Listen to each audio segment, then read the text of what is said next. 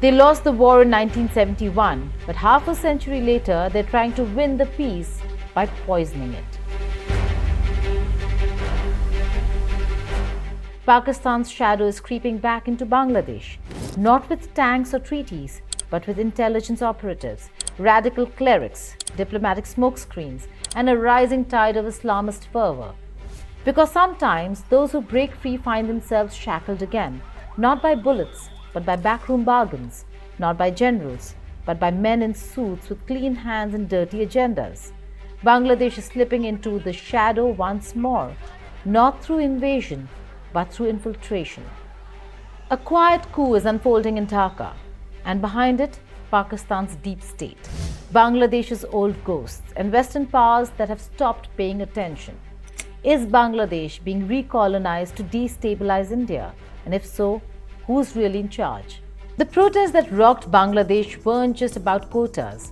They were the cry of a generation locked out of power, years of silent dissent, a rigged system, and an economy that rose without lifting its people. On the surface, it looked like a democratic uprising, a youthful rejection of entrenched authoritarianism. But underneath that surface, the telltale signs of orchestration. Slogans matched known radical Islamist narratives. Logistics were too well planned, triggers too precisely timed. This was not spontaneous dissent. Behind the crowd was Islami Chhatra Shibir, the student arm of the banned Jamaat-e-Islami, and behind them, pulling the strings, Pakistan's ISI. Analysts say ISI operatives backed by the West coordinated with Chhatra Shibir to ignite the unrest, weaponize social media, and inflame public sentiment, all with one goal: to unseat Sheikh Hasina's secular government. They got what they came for. Sheikh Hasina's fall was blueprinted by foreign elements, particularly US deep state and its affiliates, including Pakistan ISI. And for that reason, they have worked for many years, at least since 2022, to organize they wanted to generate anger within the minds of the people against Sheikh Hasina. And also, they succeeded in misleading the students and younger generation through massive campaign on social media. So yes, the fall of Sheikh Hasina was not an internal political inevitability. Rather, it was an international conspiracy, international blueprint implemented by the Hasina had held Bangladesh together through terrorism, coups, and a war on radicalism. A leader who dared to defy Pakistan, confront Islamists, and stand firm against China's influence. But she made enemies, many, in Islamabad, in Beijing, and even in Washington. Under the Biden administration, US relations with Hasina had soured. Accusations of democratic backsliding, alleged human rights violations, trade tensions.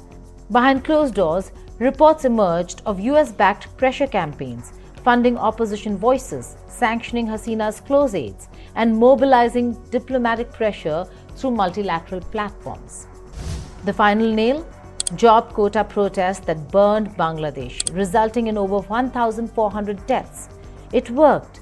Hasina was forced out, and into the vacuum stepped Muhammad Yunus, a man more famous abroad than respected at home. Yunus, a Nobel Peace Prize winner, was the West's perfect face, soft-spoken, globalist, non-political.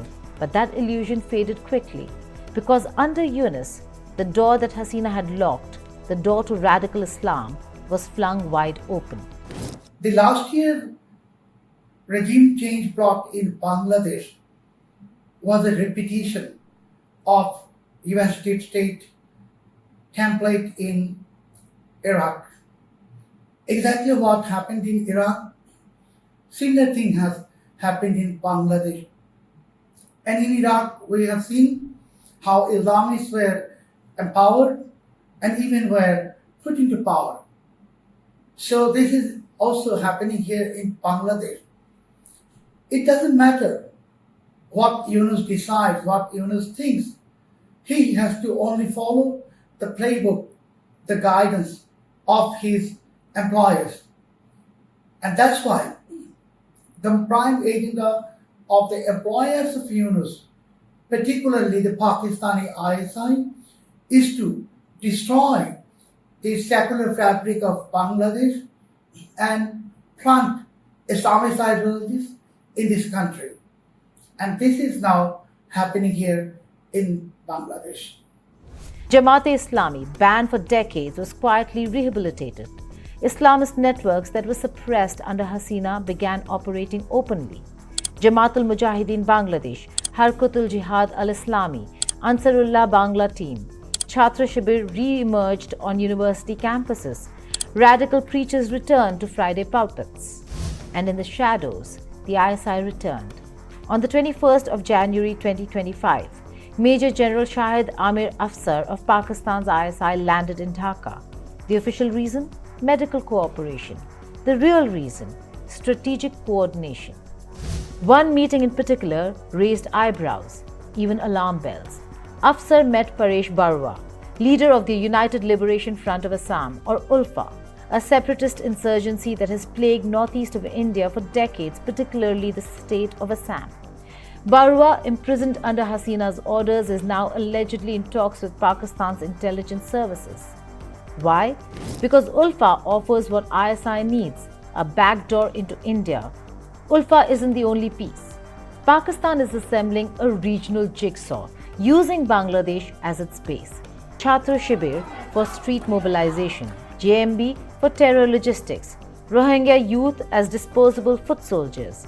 The blueprint is familiar. It's how Pakistan built jihadist networks in Afghanistan and in Kashmir. Only this time, the theatre is different, and India is the ultimate target. But let's not forget the other actor in the equation, China. In recent years, Beijing has built significant influence across Bangladesh's ports, infrastructure and energy sectors. Under Hasina, this influence was balanced. Under Yunus, it is unchecked. And let's not forget Pakistan and China are now working in tandem in the region. One uses ideology, the other investment. Together, they're constructing a new corridor of influence stretching from Gwadar to Cox's Bazar. And in between lies Rakhine State, Myanmar's volatile frontier. Reports say Pakistan and China are using Bangladesh's territory to assist the Arakan Army, a powerful insurgent group fighting Myanmar's junta. The goal? To secure China-Myanmar economic corridor and build leverage over Naypyidaw. So now we have a trifecta. A weak Bangladesh led by a symbolic figurehead, a resurgent Pakistan deep state, and a strategic China flexing its economic muscle. Where does that leave India? India, which once enjoyed strategic depth in Bangladesh under Hasina, is now watching its flank erode.